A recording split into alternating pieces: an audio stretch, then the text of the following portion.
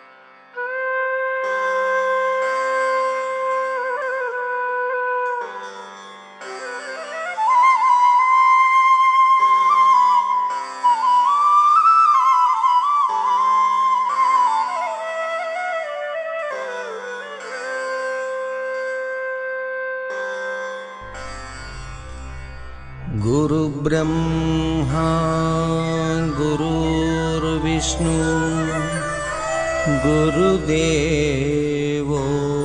महेश्वरः गुरुसाक्षात् परब्रह्मा तस्मै श्री गुरवे नमः। ध्यानमूलं गुरुर्मूर्ति पूजामूलं गुरुर्पदम् मन्त्रमूलं गुरुर्वाक्यम् मोक्षमूलं गुरुकृपा।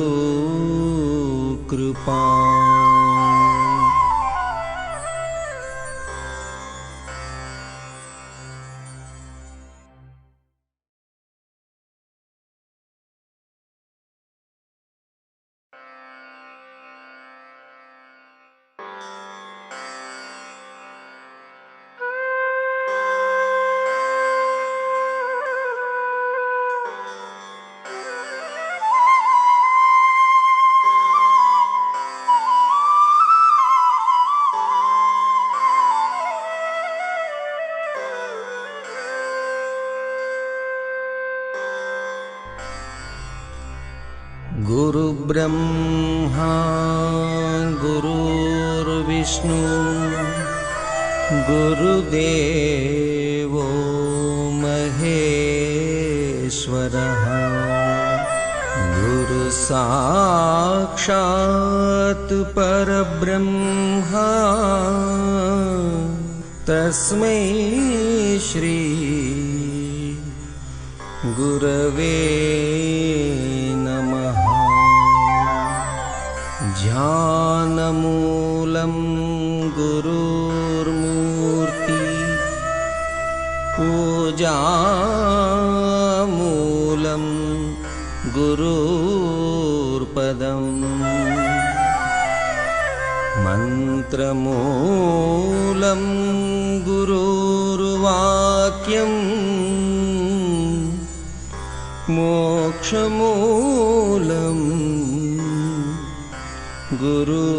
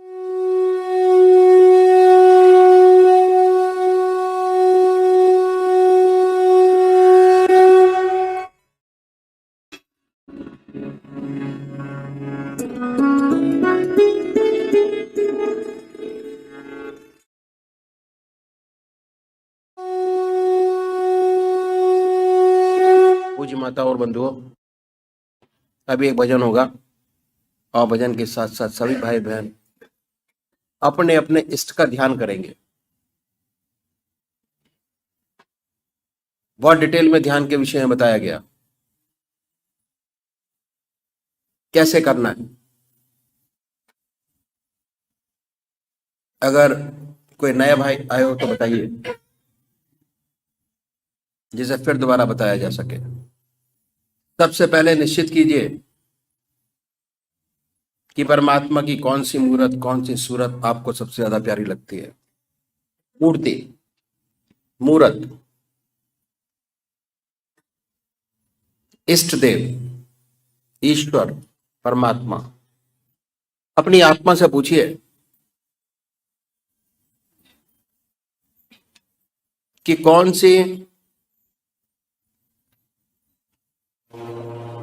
ऐसी परमात्मा की मूर्त है जिसमें सबसे ऊंची भावना आप परमात्मा की डाल सकते हैं। सबसे ऊंची भावना चुनिए, बड़े प्यार से। और अगर डिसाइड नहीं होता कि राम को माने या कृष्ण को माने, शिव को माने, हनुमान जी को माने, बहुत कंफ्यूजन है, किसी एक को पकड़ लीजिए और ध्यान कीजिए उनका। कुछ समय बाद आपको यह स्पष्ट हो जाएगा कि आप राम को मानेंगे या कृष्ण को मानेंगे, शिव को मानेंगे, हनुमान जी को मानेंगे। वो आकृति आपके सामने आ जाएगी कि भाई तू मेरा है।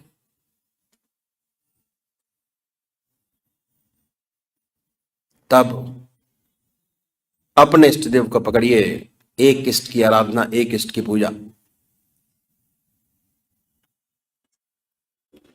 अगर रोज रोज बदलेंगे उसका कभी लाभ नहीं होगा आपको। चित्त की एकाग्रता प्राप्त नहीं होगी, कंसंट्रेशन ऑफ माइंड प्राप्त नहीं होगा। आप अपने इष्ट की गहराइयों तक नहीं पहुंच पाएंगे, आपको चिरयुक्त शांति, परमानंद की प्राप्ति नहीं हो पाएगी। अगर आपको परमानंद की प्राप्ति की खोज करनी है तो आपको ध्यान के प्रोसेस में जाना पड़ेगा। जैसे जैसे आप ध्यान के प्रोसेस में चलते चले जाएंगे, अपने इष्ट को गहराइयों से याद करते चले जाएंगे। जितना समय आप अपने इष्ट की गहराइयों में देंगे, जितने समय आप उनको याद करेंगे, उतना ही कंसंट्रेशन, गहराइयां आपके इष्ट देव की आपके अंदर बनती चली जाएगी। और जैसे ही याद करेंगे, फौरन बड़े आराम से याद आएगी, बगैर याद किए याद आएगी। सोते जागते, खाते पीते, हर समय उनकी याद होगी। ऐसी आदत बन जाएगी कि जब भी आप खाली हुए, ऑटोमेटिक परमात्मा की याद ऑटोमेटिक शुरू हो जाएगा। काम में बस छूटा, ऑटोमेटिक परमात्मा की याद, काम से छूटा, ऑटोमेटिक परमात्मा की याद। जैसे जैसे आप अपने इष्ट देव की गहराइयों में बढ़ते चले जाएंगे, दिल की हर धड़कन से अपने इष्ट का नाम बड़े प्यार से अपने इष्ट को याद कीजिए और अपने सामने अपने इष्ट देव की मूर्त बनाइए। बड़े आनंदमय स्थिति बनाइए। दूसरे वो भाई हैं जो निराकार रूप के पुजारी हैं, निराकार। ओम अल्लाह वाहिगुरु। बड़े आराम से बैठिए, आनंदमय अवस्था बनाइए। ये सोचिए कि मैं अपने इष्ट के चरणों में विश्राम चाहता हूं। विश्राम के मायने ध्यान है। जब विश्राम करेंगे तो मन के ऊपर कोई बोझ आपके ऊपर नहीं होगा। बड़े आराम से बैठे होंगे, आनंदमयी अवस्था में बैठेंगे और उसके बाद ये महसूस कीजिए कि हमारे दिल की धड़कन से हमारे इष्ट का नाम निकल रहा है। ओम ओम ओम कर रहा है। हृदय आवाज दिल से निकल रही है, जिह्वा से नहीं निकल रही। आप पूरे शरीर में उसके आनंद से आनंदित हुई है। Relax your body, full body, Om के नाम से। तो अभी एक भोजन होगा और भोजन के साथ साथ सभी भाई बहन अपने अपने इष्ट का ध्यान करेंगे।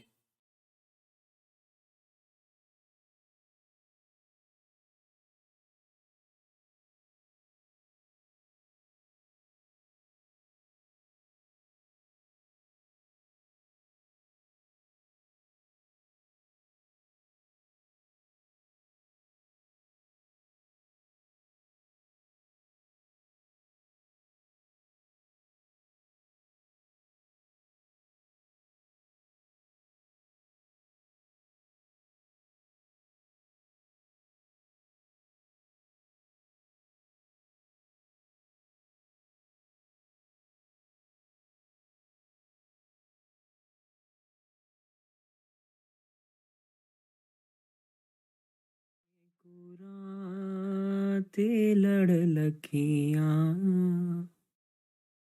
मेरे तो गम परे रहंदे। मैं अपने गुरां ते लड़ लखियां मेरे तो गम परे रहंदे। मैं अपने गुरां ते लड़ लगियां मेरे तो गम परे रहंदे। मेरी आसा उम्मीदां दे मेरी आसा उम्मीदां दे सदा बूटे हरे रहंदे। कदी भी लोड़ नहीं पैंदी मैनू दर दर तो मंगने दी। कदी भी लोड़ नहीं पैंदी मैनू दर दर तो मंगने दी। मैं अपने भैया जी दी मंगती हाँ। मैं अपने गुरां दी मंगती हाँ। मेरे पल्ले परे रहंदे। मैं अपने गुरां दे लड़ लगियां मेरे तो गम परे रहंदे। मेरी आसा उम्मीदां दे सदा बूटे हरे रहंदे। दुआवां रल करो सइयो मेरा किते पीर ना रुस जावे। दुआवां रल करो सइयो मेरा किते पीर ना रुस जावे। जिन्हां दे पीर रुस जांदे, जिन्हां दे पीर रुस जांदे, ओ जींदे जी मरे रैंदे। मैं अपने भैया जी दी लड़ लगियां, मेरे तो गम परे रैंदे। मेरी आसां उम्मीदां दे सदा बूटे हरे रैंदे। दासन दास दा सहारा ऐ मेरा सतगुरु प्यारा है। दासन दास दा सहारा ऐ मेरा सतगुरु प्यारा है। मैं सदके जां उस माली तो, मैं सदके जां उस माली तो, जेदे बूटे हरे रैंदे। मैं अपने गुरां दे लड़ लगियां, मेरे तो गम परे रैंदे। मेरी आसां उम्मीदां दे सदा बूटे हरे रैंदे। मैं अपने भैया जी दी लड़ लगियां, मेरे तो गम परे रैंदे। मेरे तो गम परे रैंदे, मेरे पल्ले परे रैंदे। मेरे तो गम परे रैंदे।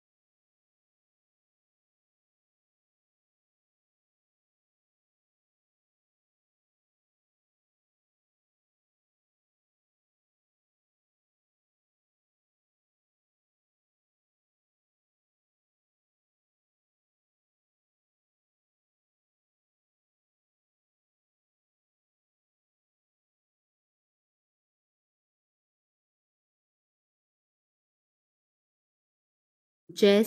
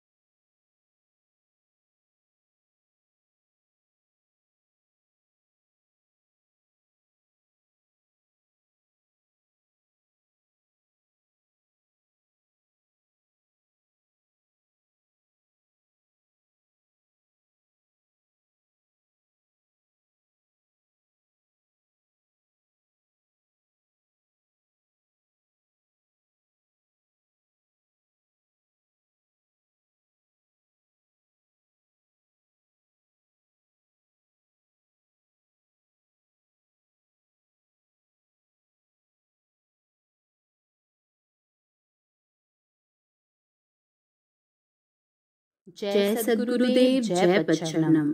अष्टावक्र गीतामृत त्रयोदशो अध्यायः सच्चा सुख हैप्पीनेस। जनक उवाच अकिंच भवं स्वास्थ्यं कोऽपि नत्वेऽपि दुर्लभं त्यागादाने विहायास्मा दहमासे यथा सुखम। राजा जनक कहते हैं, आत्म साक्षात्कार के पश्चात केवल आत्मा के और कुछ सत्य नहीं है। अनुभव द्वारा जान लेने पर जो शांति और चित्त की स्थिरता प्राप्त हुई है वह कोपीन धारण करने वालों को भी अत्यंत दुर्लभ है। राजा जनक फिर कहते हैं, पदार्थों के त्याग और ग्रहण करने में जो आसक्ति है उसको भी त्याग कर मैं आत्मानंद में पूर्णतया स्थिर हूँ। जनक says, the peace and happiness which is boon of the consciousness that there is nothing but the self is rare even for one who wears but a lion cloth. I have given up both renunciation and acceptance, since renunciation, no less than acceptance, presupposes egoism and attachment, which springs from ignorance. True happiness consists in transcending them both. Therefore, I am really happy.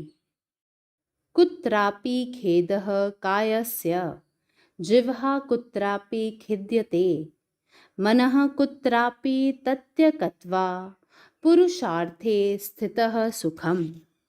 राजा जनक कहते हैं, शारीरिक कर्मों के करने में जैसे इंद्रियों को अनेक साधनों एवं तपस्या द्वारा अपने नियंत्रण में लाने में कष्ट करना पड़ता है, वाणी के कर्म जैसे धर्मशास्त्र के पढ़ने इत्यादि में कष्ट करना पड़ता है, और मन के कर्म संकल्प विकल्प तथा ध्यान धारणादिक के करने में मन को खेद होता है। इन सब से छुटकारा तब तक नहीं होता जब तक आत्मा साक्षात्कार प्राप्त नहीं होता। राजा जनक फिर कहते हैं, हे सद्गुरुदेव, आपकी अनुपम कृपाधार से अपनी आत्मा का दिग्दर्शन कर इन तीनों प्रकार के कर्मों में संपूर्ण आसक्ति का अभाव हो गया है और मैं अपने आत्म तत्व में सदा के लिए पूर्ण रूप से स्थित हो गया हूँ। There is trouble for the body in the practice of penances, trouble for the tongue in the study of scriptures, etc., and trouble for the mind in meditation. The application of body, speech, and mind for self-realization presupposes imperfection. The self is not yet realized. This is the period of struggle. Cessation of striving and complete detachment comes with complete self-realization, being established in the perfection of the eternal self. The seer knows himself as distinct from all his actions, physical, vocal, and mental, and is therefore completely detached and truly inactive. Raja Janak proclaims, by the benevolence of my Sadgurudev, I have achieved self-realization, the life's supreme goal, and I now firmly abide in pure consciousness.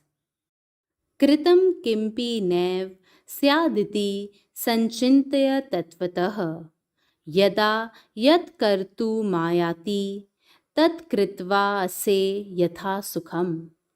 राजा जनक कहते हैं, शरीर और इंद्रियादि के द्वारा किया हुआ जो कर्म है वास्तव में आत्मा द्वारा किया हुआ नहीं होता है। ऐसा ज्ञान हो जाने के पश्चात विद्वान को जब भी कोई कर्म आ उपस्थित होता है तब अहंकार से रहित होकर आसक्ति का त्याग कर उन कर्मों को करता हुआ भी अपने सुख स्वरूप में ही स्थिर रहता है। जनक says, fully realizing that nothing whatsoever is really done by the self, I do whatever presents itself to be done without any attachment and ego, and so I always live happily. कर्म नैष कर्मय निर्बंध भावा देहस्थ योगिनः संयोगा योग विरहादह मासे यथा सुखम। राजा जनक कहते हैं, कर्म और निष्कर्म का हट उन योगियों को होता है जिनकी देह में आसक्ति है। जिसकी देहादिकों में आसक्ति नहीं है, उनको हट नहीं होता है। वह तो स्वभाव से ही निष्काम कर्म में आरूढ़ हो जाता है। हे प्रभु, मेरा तो देह के संयोग और वियोग में भी हट नहीं है। देह का संयोग बना रहे या इसका वियोग हो जावे, मैं अहंकार और हट से रहित सर्वदा अपनी सुख स्वरूप आत्मा में ही स्थित हूँ। The yogis who are attached to the body insist upon action or inaction. Action and inaction are true only for those who still have the body idea. To the one who is abiding in pure consciousness, they are meaningless. Raja Janak says, owing to the absence of association and dissociation with deeds and thoughts, I live happily. अर्थानर्थो न मे स्थित्या गत्या वा शयने वा तिष्ठनः गच्छनः स्वप्नस्थ समादहमासे यथा सुखम। राजा जनक कहते हैं, हे चिरस्मरणीय परम पावन सद्गुरुदेव, लौकिक व्यवहार जो चलना फिरना बैठना उठना सोना आदिक हैं, इनमें भी मेरी हानि तथा लाभ कुछ भी नहीं है, क्योंकि लौकिक व्यवहार में भी मैं अभिमान से रहित हूँ। चाहे मैं सोता रहूं, बैठा रहूं अथवा चलता फिरता रहूं या किसी दूसरी क्रिया में रत रहूं, इन सब क्रियाओं में भी मैं आत्मानंद में एक रस ज्यों का त्यों स्थित रहता हूँ। जनक says, no good and evil accrues to me by staying, going, sleeping or doing anything whatsoever, as all my deeds and actions are devoid of egoism. While performing them, I firmly abide in pure consciousness and live happily merged in Atmic Anand. Swapto nasti me hanihi सिद्धिर्यत्नवतो न वा नाशोल्लासो विहायस्मा दहमासे यथा सुखम। राजा जनक कहते हैं, यत्न से रहित होकर यदि मैं सोता हूँ तब भी मेरी कोई हानि नहीं है, और यत्न विशेष करने से मेरे को किसी फल विशेष की सिद्धि भी नहीं होती है। इस कारण मैं यत्न और अयत्न में भी हर्ष और शोक को त्याग कर सुखपूर्वक अपनी आत्मा में ही सर्वदा स्थित हूँ, क्योंकि यत्न और अयत्नादिक सब देह इंद्रियों और मन के धर्म हैं, मुझ आत्मस्वरूप के नहीं। राजा जनक says, I do neither lose by sleeping, that is, when inactive, nor gain by striving. So I have given up thoughts of loss and elation and live happily.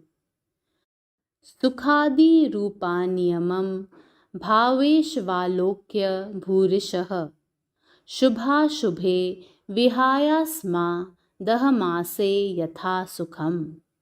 राजा जनक कहते हैं, अनेक जन्मों में मनुष्य पशु कीट आदिकों के जितने जन्म होते हैं, उनको जो सुख दुखादिक प्राप्त होते हैं वे सब अनित्य हैं। संसार में सब देहधारियों को दुख सुख बराबर बने रहते हैं। कोई भी देहधारी इस दुनिया में ऐसा नहीं है जो सदैव सुखी रहे, किंतु यत् किंचित काल सुख और बहुत काल दुख रहता है। प्रथम तो माता के गर्भ का कारावास, फिर जन्म काल का दुख, युवावस्था में अतिशय भोगों में लिप्त होने के कारण दुख, फिर पुत्री पुत्रादिकों में मोह से दुखों का समूह उत्पन्न होता है, और वृद्धावस्था तो दुखों की खान ही है। हे सद्गुरुदेव, आपकी अनुपम कृपा द्वारा आत्म साक्षात्कार प्राप्त कर अनेक प्रकार के विषय जन्य एवं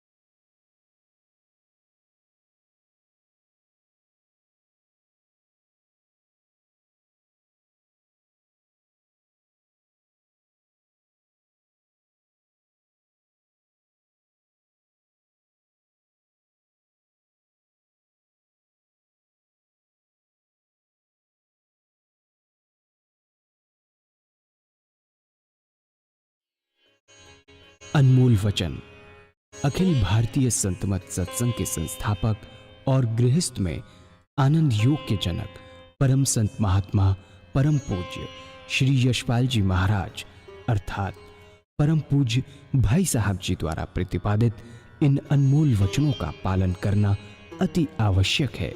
ये वचन हमारी गृहस्थ आध्यात्मिक साधना के लिए मूलभूत सिद्धांत हैं, जो इस प्रकार हैं। हम दुनिया की हर चीज की कीमत आंकते हैं, अपने मानव जीवन की कीमत भी जाने व परमात्मा की प्राप्ति हेतु साधना करें। मनुष्य योनि एक उपहार है, इसीलिए परमात्मा को धन्यवाद देते हुए आधा घंटा प्रातःकाल, आधा घंटा सायंकाल पूजा अवश्य करें। सत्संग, सतनाम व सद्गुरु को प्राथमिकता देते हुए इसी के आधार पर ध्यान योगाभ्यास अवश्य करें व गृहस्थ के कार्यों को परमात्मा का कार्य समझकर उसी की याद में संपन्न करें। हर समय ये ध्यान रहे कि गुरु कृपा द्वारा परमात्मा की पवित्र सत्ता का हमारी आत्मा में वास है, अतः मन में निरंतर अपने इष्ट देव का जाप करें। मान सम्मान की इच्छा ना करें व अपमान से दुखी ना हो। परमात्मा के अतिरिक्त किसी और का भय ना करें।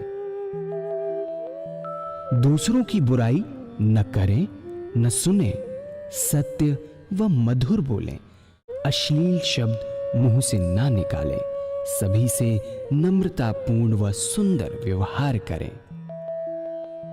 धर्म पत्नी के अतिरिक्त अपने से बड़ी से माता जैसा, बराबर की से बहन जैसा व छोटी से पुत्री जैसा व्यवहार करें। सांसारिक जीवन यापन की आवश्यकताएं अंतहीन हैं, इसीलिए अधिक से अधिक समय सत्संग में व धन परोपकार में खर्च करें। याद रखें, न स्त्री माया है, न धन दौलत, न ही परिवार। माया वह है जो हृदय को परमात्मा से दूर हटा दे। अतः निरंतर सत्संग और सद्गुरु की शरण में रहने का प्रयास करें। भोजन अपने इष्ट को अर्पण कर प्रसाद रूप में परमात्मा की याद में करें। रात्रि में सोने से पहले अच्छे बुरे कार्यों का आत्मनिरीक्षण कर उसका समुचित पश्चाताप करते हुए ध्यान करें व प्रभु की गहरी याद में ही विश्राम करें। परमात्मा तू ही है, तेरी इच्छा पूर्ण हो।